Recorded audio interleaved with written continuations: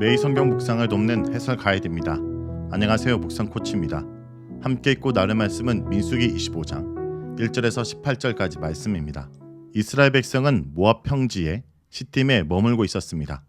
시딤이 33장 49절에 아벨 시딤과 같은 곳이라면 그곳은 이스라엘이 떠난 광야 여행의 마지막 장소인 모압 평지에 속한 장소입니다.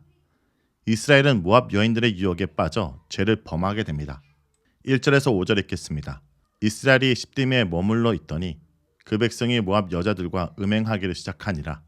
그 여자들이 자기 신들에게 제사할 때 이스라엘 백성을 청하매 백성이 먹고 그들의 신들에게 절함으로 이스라엘이 바알부올에게 가담한지라. 여호와께서 이스라엘에게 진노하시니라. 여호와께서 모세에게 이르시되 백성의 수령들을 잡아 태양을 향하여 여호와 앞에 목매어 달라. 그리하면 여호와의 진노가 이스라엘에게서 떠나리라. 모세가 이스라엘 재판관들에게 이르되 너희는 각각 바알부올에게 가담한 사람들을 죽이라 하니라. 이스라엘을 저주하려는 발락의 시도가 실패로 돌아갔지만 역설적이게도 그 저주가 전혀 엉뚱한 원인에서 비롯되어 고대 이스라엘에게 현실화됩니다. 모압 편지의 시딤에서 백성들이 모압 여자들의 유혹에 넘어가 음행을 저지르기 시작한 것입니다. 모압의 최고 거리자와 신통력이 가장 뛰어난 술객이 실패한 저주를 오히려 모압 여자들이 해낸 것입니다. 뒤에서 나타나지만 여기서 미디안 여인들도 합류했습니다. 이 사건은 모압과 미디안이 협력하여 발람에 의한 이스라엘의 저주를 이끌어내는 일에 실패한 뒤 일어났습니다. 이에 비추어 볼 때 모압과 미디안 여인들의 행동은 개인적 행동이 아닌 이스라엘 향한 모압과 미디안의 의도적 전략일 가능성이 큽니다. 모세는 나중에 나가서 이 사건의 배후에 발람이 끼어있다는 것을 밝히는데 발람은 결국 온전한 믿음의 예언자가 아니었던 것으로 드러납니다.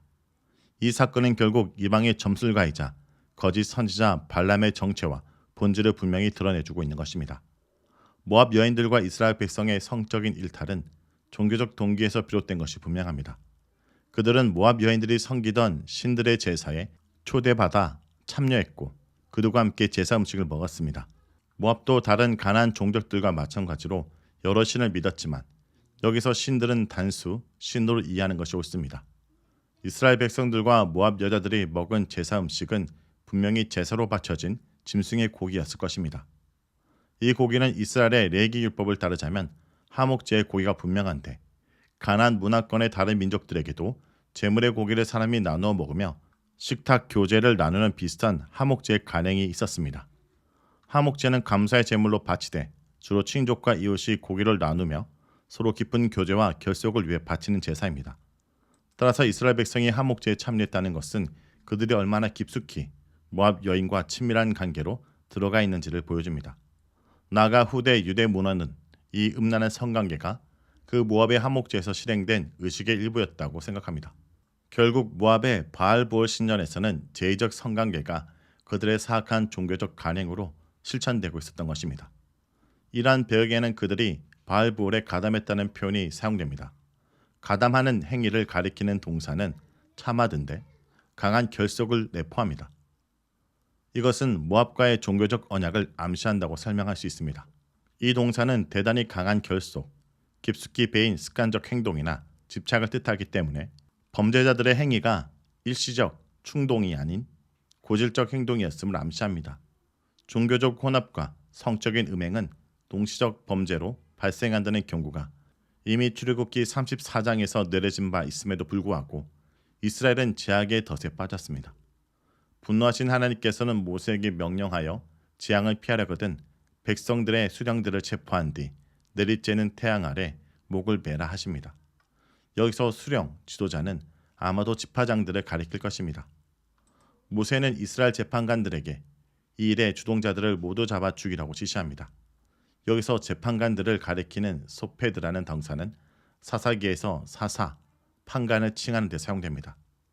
참고로 출애굽기 18장 20절에서 보면 모세의 장인 이드로의 제안에 따라 천부장, 백부장, 50부장, 10부장이 세워지는데 그들은 군사적 지도자인 동시에 백성을 재판하는 재판관이었습니다. 사사들도 정치적 지도자이면서 사법적 임무를 동시에 수행한 사람들이었습니다. 지도자들의 행정과 사법적 임무의 동시적 수행은 당시 고대 근동 지역에서 흔한 일이었습니다. 6절에서 13절 읽겠습니다. 이스라엘 자손의 온 회중이 해방문에서 울 때에 이스라엘 자손 한 사람이 모세와 온 회중의 눈앞에 미디안의 한 여인을 데리고 그의 형제에게로 온지라.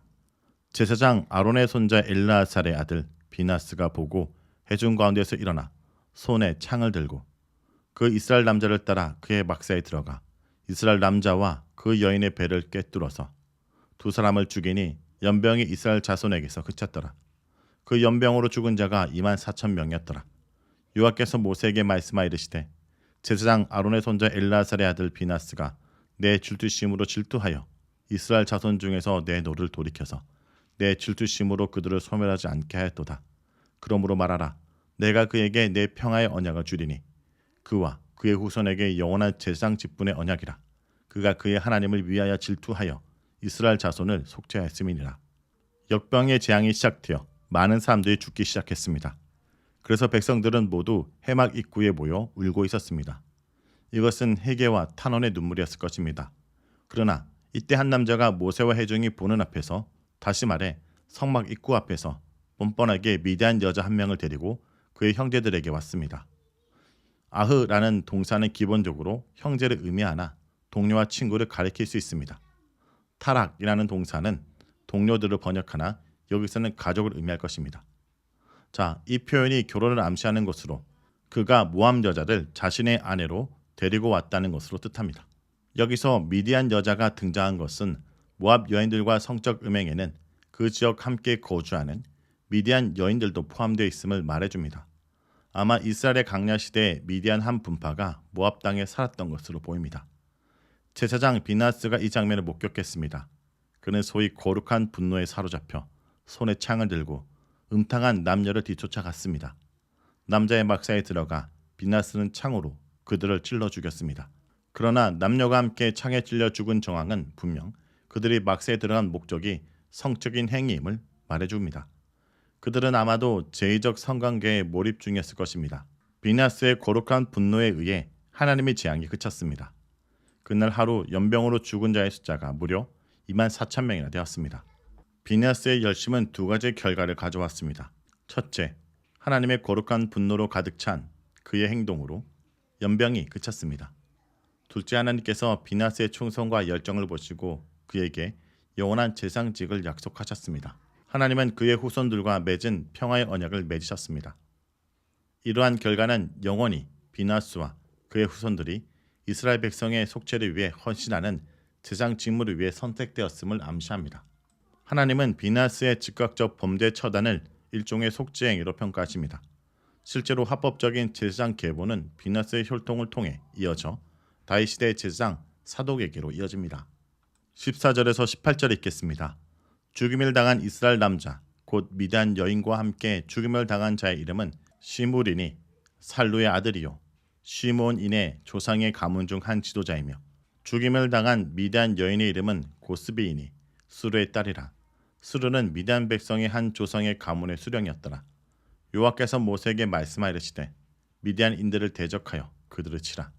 이는 그들이 속임수로 너희를 대적하되 부올의 일과 미디안 지휘관의 딸 곧 부올의 일로 연병이 일어난 날에 죽임을 당한 그들의 자매 고스비의 사건으로 너희를 유혹하였음이니라. 역겨운 범죄 행위를 저지른 두 남녀의 신분이 드러납니다. 이스라엘 남자는 시므온 지파에 속한 시므리인데 그는 지파의 지도자였습니다. 미디안 여인의 이름은 고스비로 그녀의 아버지는 수르라는 이름을 지닌 미디안의 한 혈족의 두령이었습니다. 두 사람은 건세 있는 집안의 남녀로 아마도 부알볼의 사건에서 커다란 영향력을 끼친 주동자들이었을 것입니다. 하나님께서는 이 일을 일으킨 대적들을 치라고 명령하신 것입니다. 자, 여기까지가 민수기 25장 1절에서 18절까지 말씀입니다. 오늘 말씀을 통해 우리는 무엇을 묵상하고 적용해야 할까요? 문화와 풍습의 모습으로 은밀하게 다가오는 죄의 모습을 분별하여 멀리해야 합니다. 이스라엘은 시딤에 머물면서 모압 여자들과 음행하다가 스스로 바알볼의 종이 되었습니다. 이스라엘을 저주하려던 발락의 계획은 실패했지만 모압의 종교적 제사에 이스라엘 남자를 초청하여 음행하게 하는 데는 성공했던 것입니다. 외부적인 주술의 위협보다 더 무서운 것은 내부적인 음행의 범죄였습니다. 아무리 하나님께서 지켜주시려고 해도 내가 무너지기로 작정하면 어쩔 수 없습니다. 우리를 무너뜨리는 것은 거창하고 종교적인 연적인 전쟁이 아니라 우리 일상 속 아주 작은 윤리적이고 도덕적 싸움에서 시작될 수 있다는 것을 잊어서는 안 될 것입니다.